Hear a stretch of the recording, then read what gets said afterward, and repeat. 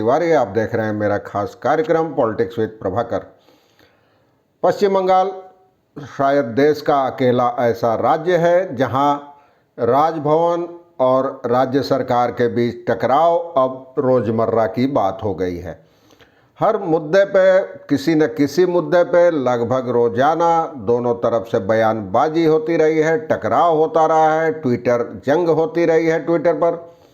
अब ताज़ा मुद्दा है सीमा सुरक्षा बल यानी बीएसएफ के अधिकार क्षेत्र को बढ़ाने के मुद्दे पर ममता बनर्जी की कथित टिप्पणी, उस पर राज्यपाल का पत्र और फिर उसका जवाबी पत्र सुखेंदु शेखर राय जो सांसद हैं उन्होंने दिया और फिर राज्यपाल ने पलटकर उसका भी जवाब दिया है। फिलहाल 2 दिनों से यह मुद्दा गरमाया हुआ है। आखिर तक देखें रिपोर्ट, मैं बताऊंगा आखिर पूरा माजरा क्या है। जचे तो चैनल को सब्सक्राइब करें, मित्रों परिजनों के साथ शेयर करें और घंटी का निशान भी दबा दें। दोनों तरफ से आरोप प्रत्यारोप की बौछार हो रही है। टीएमसी ने राज्यपाल पर एक बार फिर अपना आरोप दोहराया है भाजपा के एजेंट की तरह काम करने का, तो दूसरी तरफ राज्यपाल ने मुख्यमंत्री ममता बनर्जी और उनकी सरकार पर संघवाद की भावना के उल्लंघन का आरोप लगाया है। चलिए देखते हैं पूरी रिपोर्ट।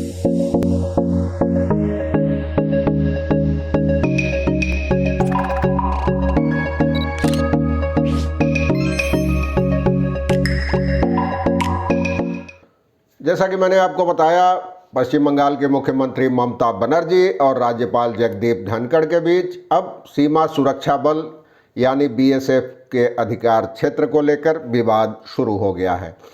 ममता बनर्जी ने हाल में एक पत्र में और प्रशासनिक बैठक में प्रशासन से कहा कि वे बीएसएफ के जवानों को अपने अधिकार क्षेत्र के गाँव में प्रवेश नहीं करने दें।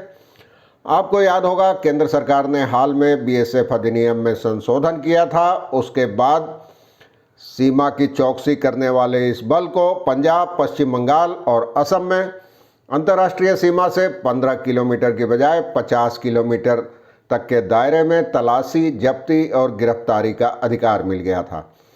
हालांकि पंजाब और पश्चिम बंगाल इसका मुखर विरोध कर रहे हैं पहले दिन से ही, और पश्चिम बंगाल विधानसभा ने बीते महीने इस फैसले के खिलाफ एक प्रस्ताव भी पारित किया था।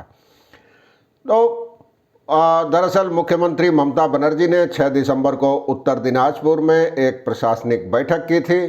उसमें उन्होंने कहा था कि बीएसएफ का अधिकार क्षेत्र अंतर्राष्ट्रीय सीमा से 15 किलोमीटर तक ही है। वहाँ भी स्थानीय प्रशासन को देखना है कि बीएसएफ स्थानीय पुलिस के साथ मिलकर काम करें। तो ममता के इस टिप्पणी के बाद विवाद पैदा हो गया है। बीजेपी नेता लगातार इस मुद्दे को उछाल रहे हैं। उसके बाद राज्यपाल जगदीप धनखड़ भी इस मामले में कूद पड़े हैं। उन्होंने मुख्यमंत्री को एक लंबा पत्र लिखा है और उनसे इस मामले में तत्काल उचित कदम उठाने और सार्वजनिक और राष्ट्रीय हित में इस मुद्दे का समाधान करने, सद्भाव और सहयोग का माहौल बनाने के लिए अपना रुख बदलने का अनुरोध किया है।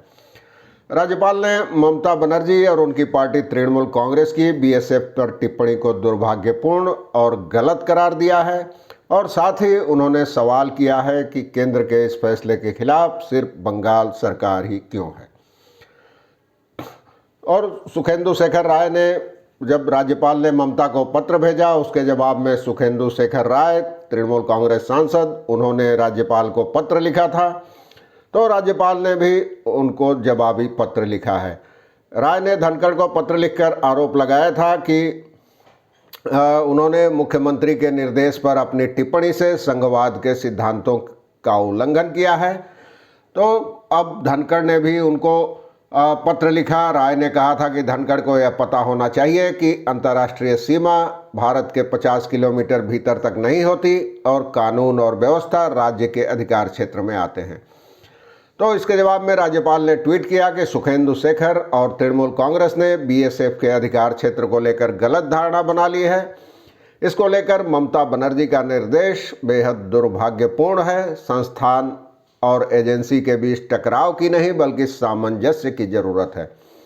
उनका कहना था कि यह समस्या केवल बंगाल में है, देश में कहीं और नहीं है।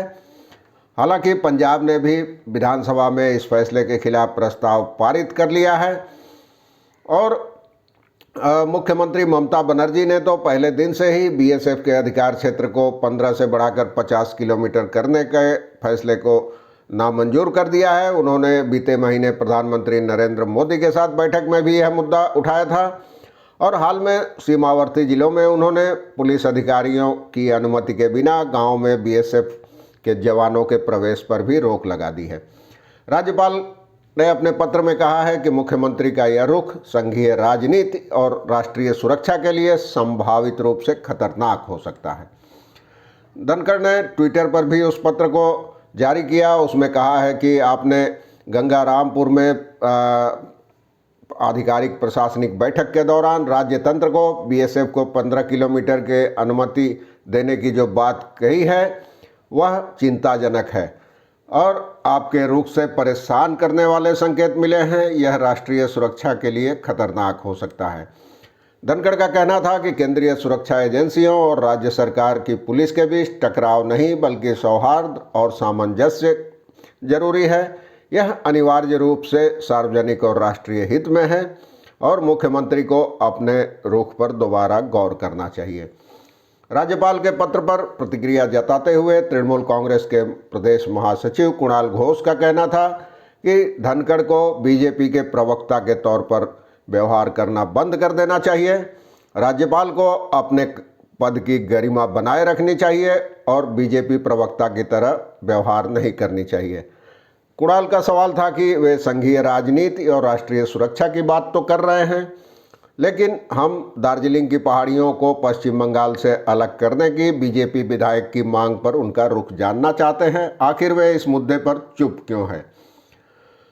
और सुखेंदु शेखर राय तृणमूल कांग्रेस के नेता और राज्यसभा में पार्टी के उपनेता, उन्होंने कहा कि मुख्यमंत्री को पुलिस को सतर्क करने और सीमावर्ती गांव में ग्रामीणों के खिलाफ बीएसएफ के अत्याचार का मुद्दा उठाने का अधिकार है और यहां विवाद लगातार बढ़ रहा है। तो मुख्यमंत्री ने साफ कर दिया है कि ऐसा कुछ नहीं हो सकता और जगदीप धनखड़ का कहना है कि वे ममता की टिप्पणी से चिंतित है और यह इससे विवाद बढ़ेगा।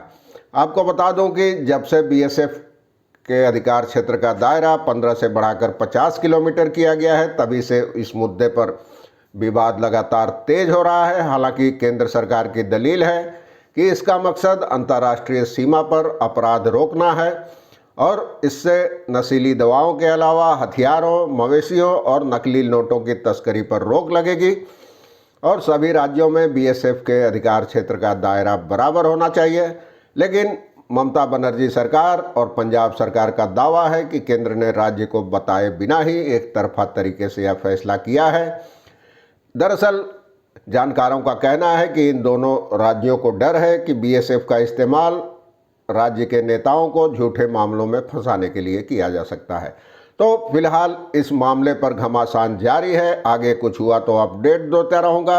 आज के लिए बस इतना ही। धन्यवाद। नमस्कार।